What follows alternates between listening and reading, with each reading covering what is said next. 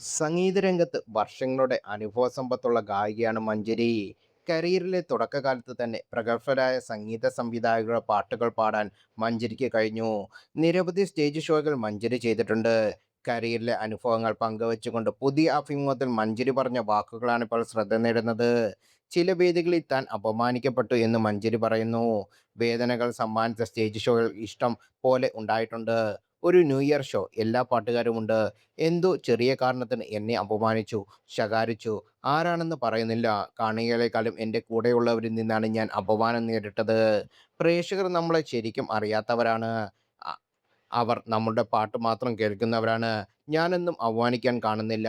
നമ്മളെന്താണ് അറിഞ്ഞ് എന്ന് നമ്മളെ അപമാനിക്കുമ്പോഴാണ് ബാധിച്ചത്. അത് ഞാൻ അതിജീവിച്ചു.